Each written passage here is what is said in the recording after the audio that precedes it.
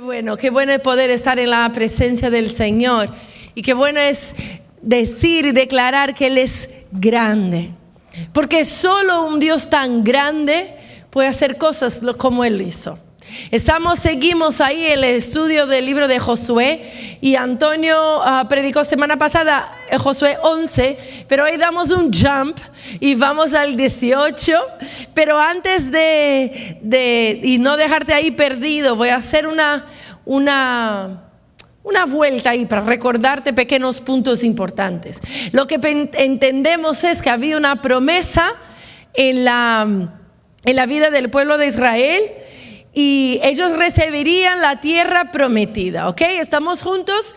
Era una tierra prometida. Dios dijo, mira, os voy a sacar de la esclavitud de Egipto y os voy a llevar a una tierra prometida, una tierra nueva. Lo que es interesante que cuando empezamos a mirar atrás, entendemos que Canaán estaba a la margen del río Jordán y no era una tierra que la gente le ponía atención. Porque hoy cuando miramos al mapa y vemos Israel en la posición que está, decimos, wow, Israel. ¿Por qué? Porque muchas de las decisiones políticas, económicas y muchas cosas pasan ahí. Hay algo muy especial en este lugar, pero en aquel momento era simplemente una ligación entre dos lugares muy importantes que eran Egipto y Mesopotamia. Habían dos potencias y ahí en medio un trocito de tierra. Quién sabe, ya hay algunos de nosotros ya estamos ahí confirmados para ir a Israel el año que viene. Pero este trocito de tierra causó y causa hasta hoy grande historia. Dios da a esta gente una tierra que al principio a la gente parecía que era sin importancia. Pero ¿sabe qué me da la sensación? Que mientras Dios no te diga que esto es tuyo, parece que el enemigo no se importa. ¿Alguien ya pasó por eso? La cosa va pasando y parece que tú vas a tu bola y no hay problema ninguno con aquel lugar. Pero cuando Dios dice, te voy a dar, todo pasa. Todos los enemigos se levantan y ahora, a partir de aquel momento, todos quieren la promesa que Dios te dio.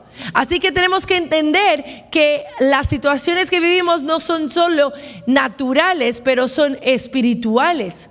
Aquel trozo de tierra a partir de ahora sería el centro del mundo en muchas cosas. Si miras hoy 2022 en las noticias, vas a encontrar situaciones y noticias de este pequeño espacio. Para que tengáis una idea, en un día vamos del sur al norte del país. Sí. Si la gente saliera del Egipto y fueran hasta allí caminando, tardarían de 6 a 9 días. ¿Tardaron cuánto? 40 años. La historia es así: Abraham, Isaac y Jacob. Jacob tiene 12 hijos. Estos son nómades, van caminando y van moviendo de lugar. Y pasan por 400 años esclavos en el Egipto. Son libertos por Moisés. Pasan ahí 40 años en el desierto. Y en todo este tiempo Dios está preparándoles para vivir libertad, para vivir sob dirección del Señor. Pero ¿sabes qué? Nosotros no entendemos eso.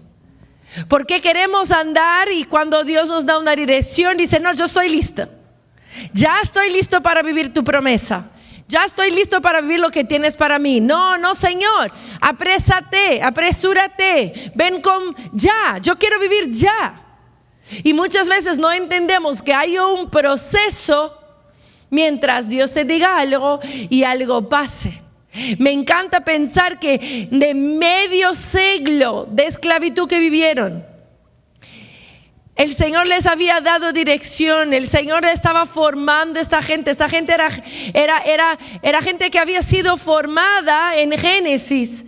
Era imagen y semejanza del Señor. Pero ¿sabe qué pasa? El momento de la esclavitud les quita la identidad. Ellos no saben ya quién son.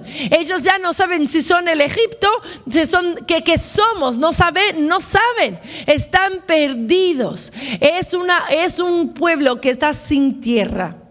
Y ahora pasan a una transición de sin tierra Yo no sé cómo se hace eso. En portugués decimos sem terra, que la gente que no tiene mismo donde vivir.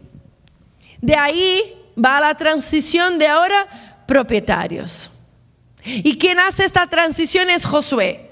Así que vamos estudiando el libro de Josué del 1 al 12, del capítulo 1 al capítulo 12 hablamos de la conquista de la tierra. Del 13 al 22 la distribución de la tierra y 23 y 24 es la renovación de la alianza. ¿Por qué? Porque no basta saber que tienes una tierra, no basta saber que tienes una promesa.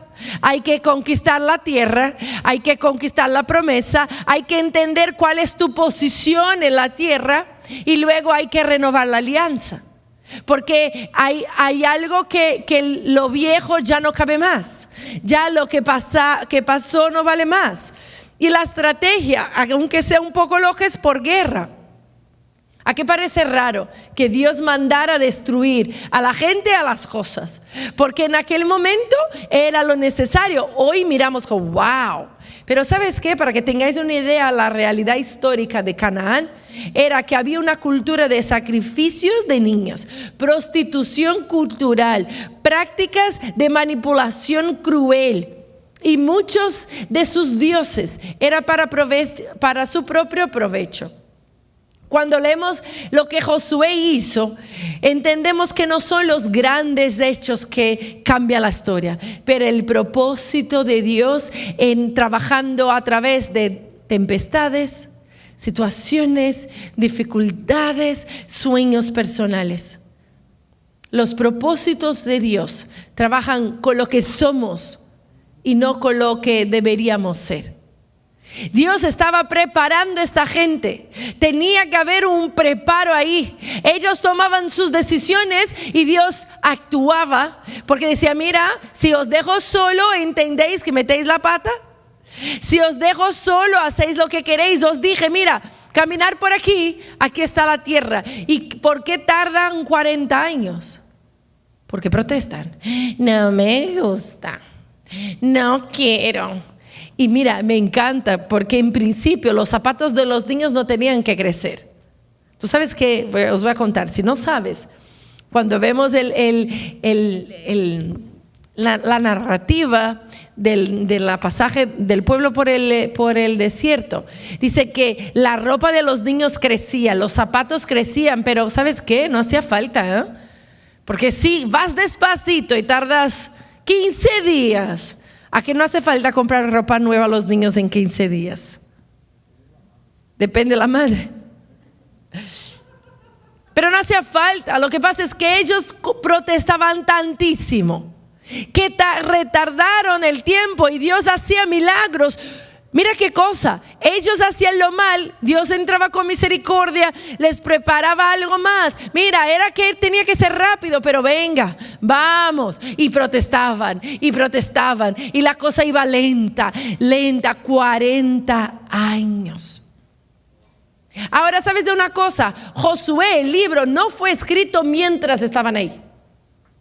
Él fue escrito después de mucho tiempo para que la gente se recordara lo que habían pasado. Porque tenemos mucha dificultad de recordar cómo llegamos hasta aquí. Y cuando no recordamos cuando llegamos hasta aquí, no valoramos lo que tenemos hoy. Esto pasó con nosotros el viernes, salimos a cenar y 22 años de matrimonio. Es muy bonito, ¿no? Contar lo que luchamos para llegar aquí. O sea, 22 años de matrimonio no se conquista con una decisión. Se conquista con 365 veces 22 decisiones diarias de no desistir. ¿Tiene sentido? Alguien solo llega donde está porque en ningún momento desistió. Y aun cuando hemos tenido dificultades, tuvimos que llamar al cuerpo de Cristo, a gente que nos amaba y decir, ayudar por fin. Ven, socórreme, porque nadie camina solo. Así que nosotros no llegamos aquí con 22 años de matrimonio porque somos buenos. No, esa es misericordia pura. y decisión de no caminar solo, uno sin el otro y con la gente que teníamos al lado. Teníamos que entender que la gente cuando vivía sola, las tribus cuando estaban solas, ellas se peleaban, eran débiles, no tenían fuerzas para luchar contra los enemigos, contra los filisteos. El pueblo protestaba de Dios porque se habían perdido las peleas. Pero lo que pasa, decían, Dios, ¿sabes qué? Me has dicho que llegaría a la tierra prometida, pero ahora los enemigos. Yo de verdad es que gracias al Señor no soy Dios, porque mi paciencia es mucho más pequeña. Por favor, ellos decían que creían que confiaban en Dios, pero vivían como si Dios fuera uno más. Porque hay una gran diferencia entre de verdad saber y que Dios está y vivir una vida de fe. A mí me encanta ser discipulado y una de las cosas que más me gusta es hablar del concepto que es fe. Y la gente dice, yo pregunto, ¿qué es fe? Y dice, confiar.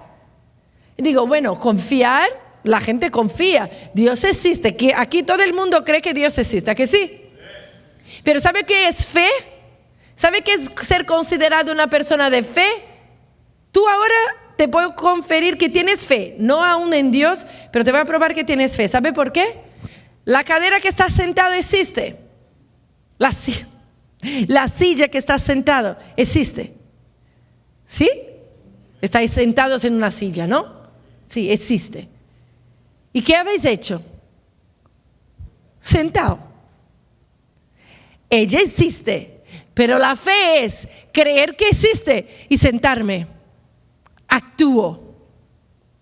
¿Tiene sentido? La gente dice, yo creo que Dios existe. Ok, pero ¿qué cambia de una persona que cree que Dios existe para una persona que tiene fe? Porque la actúa de acuerdo con la dirección. Yo no estoy pensando que se va a caer a eso, que esta madera no sé, se me aguanta. Yo tengo fe. Pero ¿qué es que Dios te está llamando a hacer? No basta creer que Dios te dijo algo, hay que actuar en autoridad y decir, Dios, me has dicho que la tierra es mía, pues voy a caminar y voy a luchar. Y aunque tenga problemas, yo voy a vivir de acuerdo con eso, me voy a sentar. Nos cuesta muchas veces hacer eso, porque queremos las cosas de nuestra forma. Queremos vivir como nos apetece. Ay, no, pero Dios no se importa. De que sí, Dios se importa. Porque Él nos puso una dirección para que viviéramos la plenitud de su voluntad. Y ahí llegamos a Josué. Finally.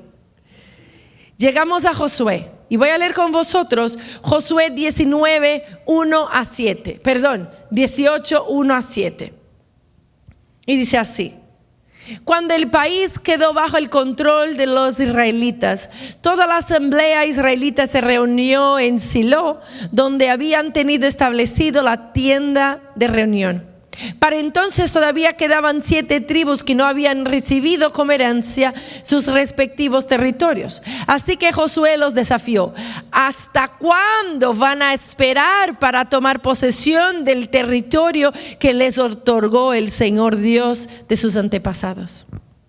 ¿Hasta cuándo vais a tomar posesión? Dios ya te dijo qué hay que hacer. Dios ya te dijo la dirección. Y la gente decía, no, bueno, ya veremos.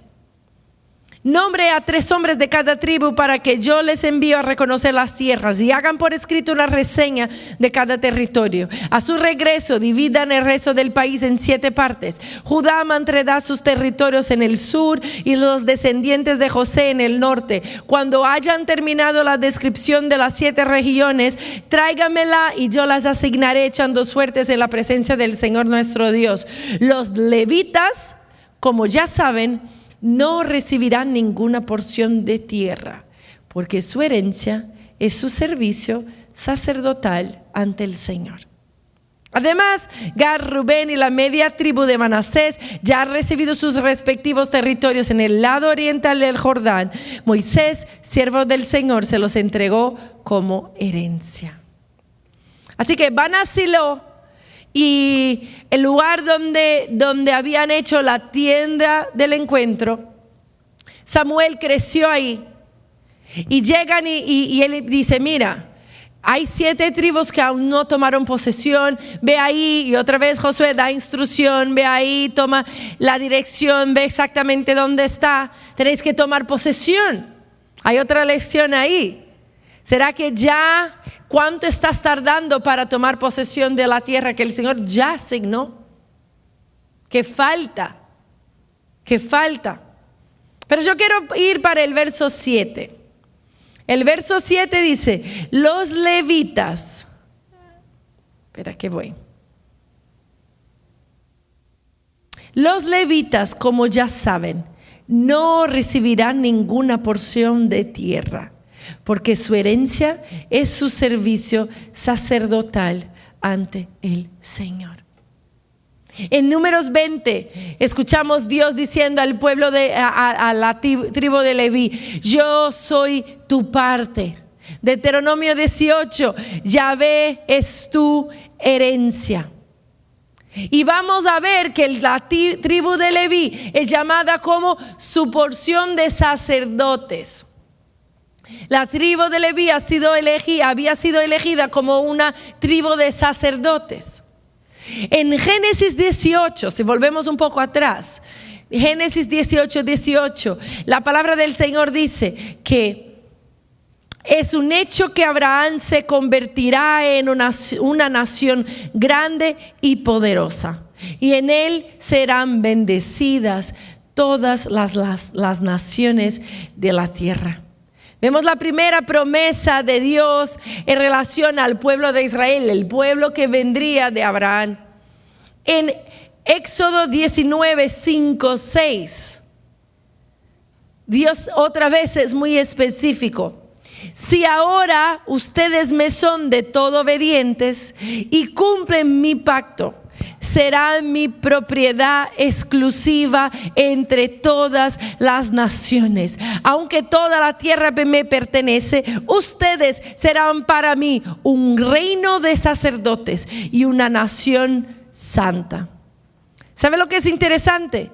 Porque el plan de Dios es que hubiera toda una nación de sacerdotes. Toda una nación preparada para servirle a Él.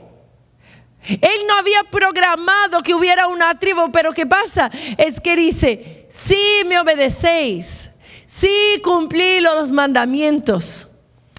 Y ahí tenemos que ir a un otro lugar. Éxodo 20, 18 y 19. Vamos allá juntos porque me encanta entender lo que va pasando en el proceso entero.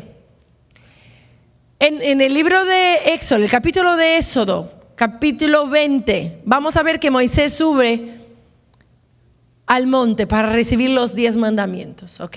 Las tablas de la ley. El verso 18 de Éxodo 20 dice, ante ese espectáculo de truenos y relámpagos, de sonido de trompeta y de la montaña envuelta al humo, los israelitas temblaban de miedo y se mantenían a distancia. Así que le suplicaron a Moisés, háblanos tú y te escucharemos. Si Dios nos habla, seguramente moriremos. ¿Sabe qué pasa? El pueblo en aquel momento, cuando ve cómo es que Dios se comunica con Moisés, le da miedo. Porque sabe que encontrarse con Dios hace morir cosas. Para estar delante del Señor tenía que ser una persona entera. No era para cualquiera. Y el pueblo dice, bueno, ve Moisés, ve tú, habla con él y cuéntanos. Ve ahí, habla con él y nos cuenta, porque nosotros es que ya vivimos a nuestra bola. Creemos que Dios existe, pero entre que Él existe y que yo quiera vivir de acuerdo con lo que Él mandó, hay una historia. La gente no quería, entonces le dio a Moisés la responsabilidad. Ve tú y habla. ¿Cuántas veces estamos pasando la oportunidad de hablar directamente con Dios a otra gente? Tercerizamos, damos a alguien, ve Moisés, ve pastor, ve a la hermana que yo creo que tiene más don que yo, para hacer algo que yo podía hacer directamente. Moisés estaba ahí porque a la gente tenía miedo de morirse. Pasan la responsabilidad. Y si seguimos a Éxodo 32, vamos a entender por qué entonces las tribus, cuando son divididas, es la tribu de Leví que es separada para el trabajo del sacerdote. En la segunda vez que baja Moisés, en el capítulo 32 de Éxodo, dice: baja Moisés del monte, dice, al ver los israelitas que Moisés tardaba en bajar del monte, fueron a reunirse con Aarón y le dijeron: tienes que hacernos dioses que marchen al frente de nosotros, porque a ese Moisés que nos sacó de Egipto no sabemos qué pudo haberle pasado. La gente dice: Moisés, ve tú, que nosotros vamos a morir. Ve tú, habla ahí con Dios. Y luego cuando Moisés sube y tarda a bajar, ¿qué es que piden a Aarón? Mira, tarda mucho este Moisés. Vamos a sustituir Moisés por un Dios. El becerro de oro no era para sustituir a Dios, pero querían un intermediario visible.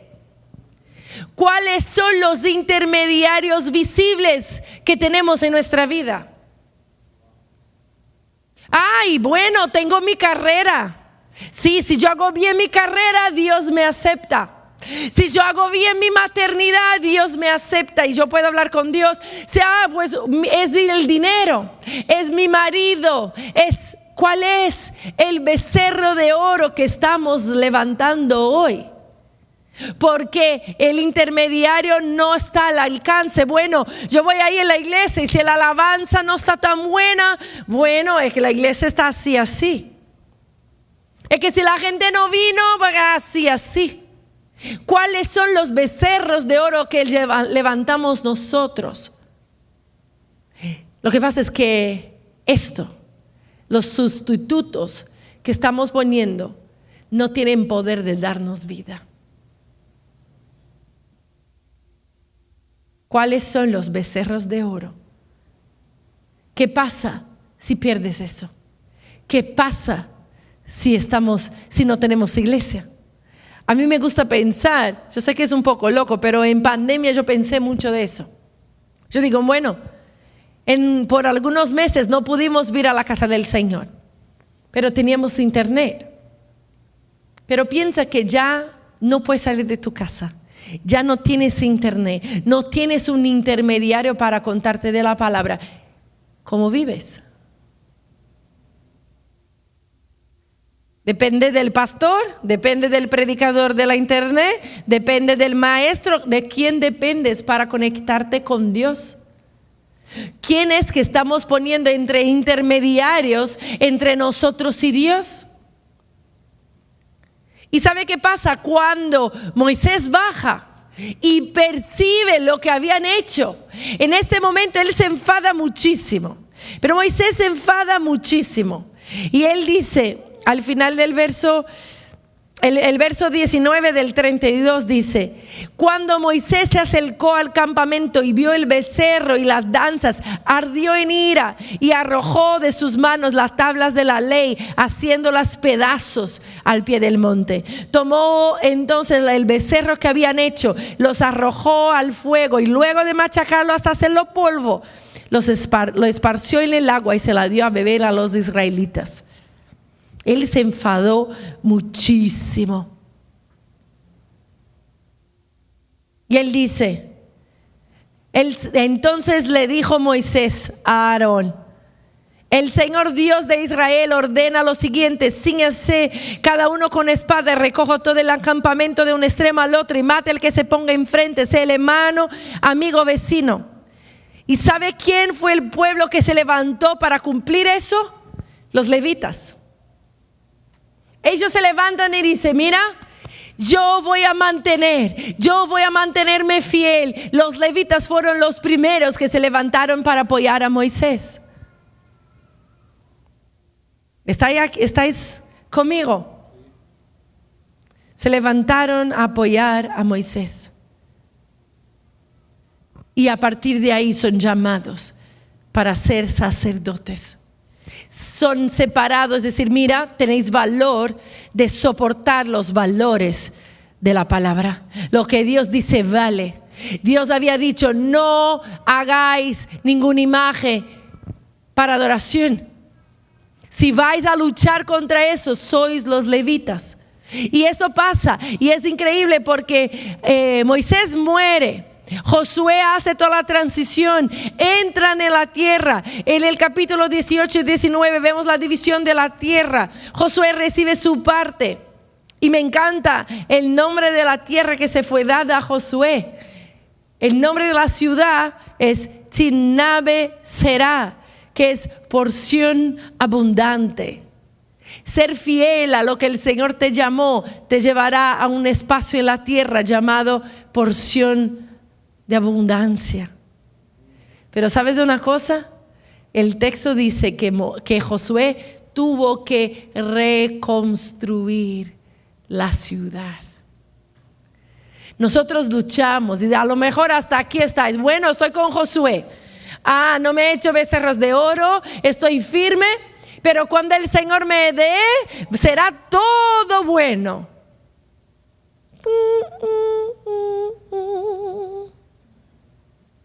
Cuando el Señor te dé la promesa en la mano, la tierra que Él separó para ti, tendrás que trabajar.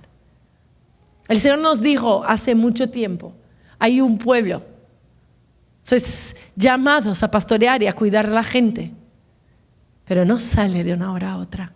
Hay que reconstruir, hay que trabajar.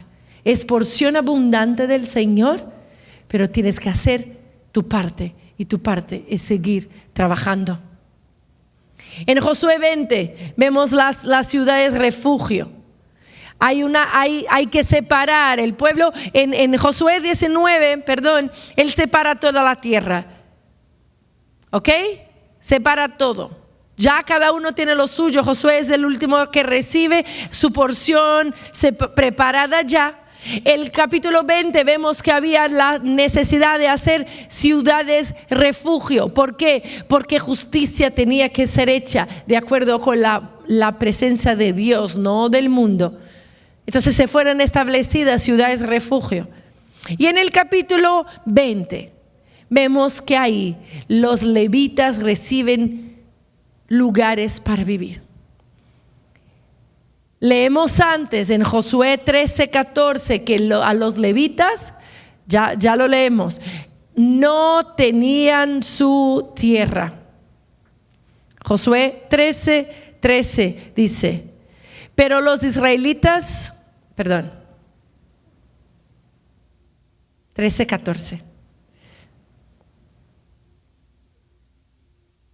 Sin embargo, la tribu de Leví, Moisés no le dio tierras por herencia, pues su herencia son las ofrendas del pueblo del Señor, tal como se había prometido. Y luego en el verso 33 también vemos el mismo texto. Sin embargo, la tribu de Leví, Moisés no le dio tierras por herencia, porque el Señor, Dios de Israel, es su herencia, tal como Él se había prometido. ¿Sabe lo que pasa? En Josué 21, todos los levitas reciben 48 ciudades. No trozos de tierra, no espacios que podrían hacer mucha cosa, pero reciben 48 ciudades separadas por toda la tierra. ¿Sabe por qué? Porque los levitas, estos sacerdotes, no habían sido separados para vivir solo ellos. Ellos tenían que estar por toda la tierra, porque toda la gente tenía que tener influencia de estos sacerdotes. ¿Os acordáis? Fueron elegidos porque se pusieron firmes. Ahora tenían que estar separados por todos los espacios. Eran zelotes, eran celosos, tenían el temor de Dios. Entonces vemos que ellos fueron separados por 48 ciudades. Pero ahora damos un salto. Dice, bueno, Erika, ¿y quién son los levitas entonces? La gente le gusta decir que los levitas son los músicos. No. ¿Sabe por qué? Porque hay un cambio en la historia. Jesús vino, Jesús vivió, Jesús tuvo un ministerio, Él murió, y cuando Él muere en la cruz, la palabra del Señor dice en Mateo 27:51, y dice, Mateo 27:51 dice así: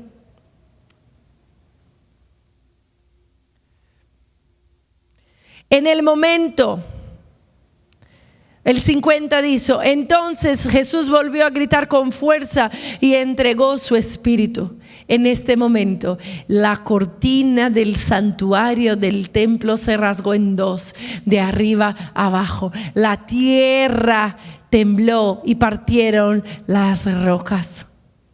Cuando Jesús muere en la cruz, ya no hay más separación entre Dios y los hombres. A partir de aquel momento ya no hace falta que sacerdotes humanos nos conecten con Dios. A partir de aquel momento hay uno sumo sacerdote y su nombre es Jesús. En aquel momento cambia el sacerdocio, cambia la ley, ya no vale, no son hombres que toman este lugar. En este momento Jesús es ahora el único intermediario. Y eso que cambia para mí es porque ahora, a través de nosotros, somos todos sacerdotes. No hay una casta especial. Bueno, el pastor es la casta especial y entonces todo tiene que pasar por él, porque si yo no hablo con él, no puedo hablar con el Señor. Yo quiero desafiarte en esta tarde a que busques directamente al Señor.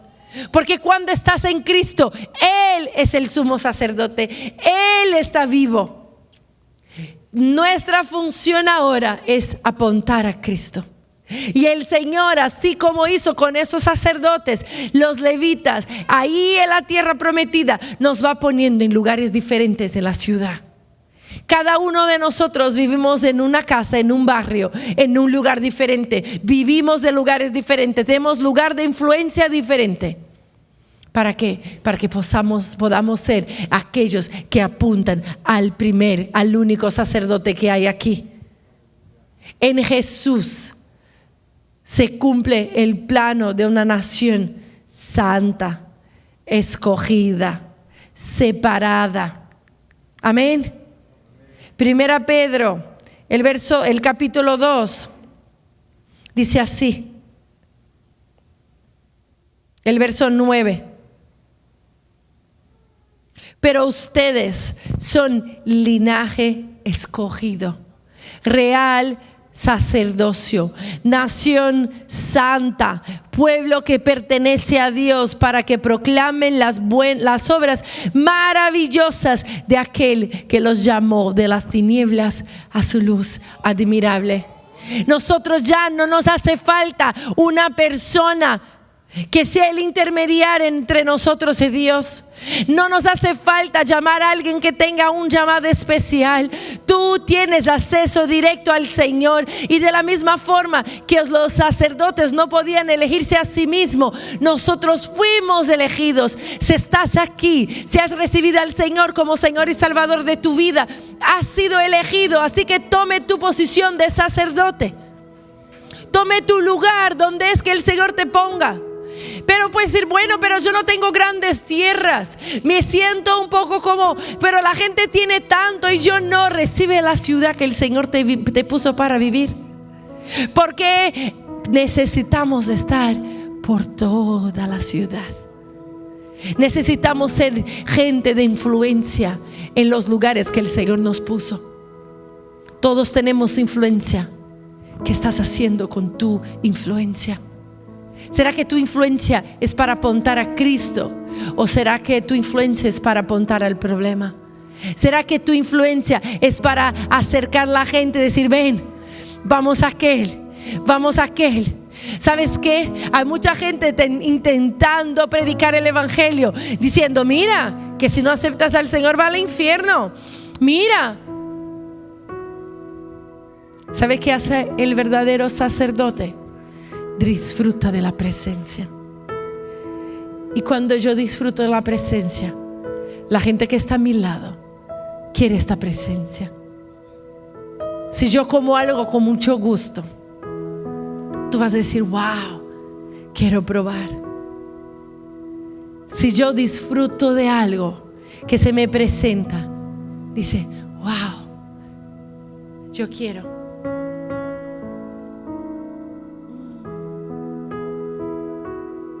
Una vez Jesús encontró una mujer samaritana y era terrible su situación. Y la mujer cuando lo prueba, cuando él dice, mira, si supiera con quién habla, ya no me pedirías agua, porque yo soy la fuente. Y cuando ella prueba, él no tiene que darle orden. Ella sale corriendo y dice, mira, ven, yo conocí al Mesías. ¿Cuál es mi posición, tu posición hoy en este momento? Sea sacerdote del Señor, no intermediario, pero sea como los levitas, los que preparaban el espacio. Y sí, preparar el servicio también dice respecto a ser voluntario en la casa del Señor, pero es mucho más que eso. Porque preparar el espacio para la presencia del Señor, que era lo que los levitas hacían, es vivir de una forma que honra al Señor.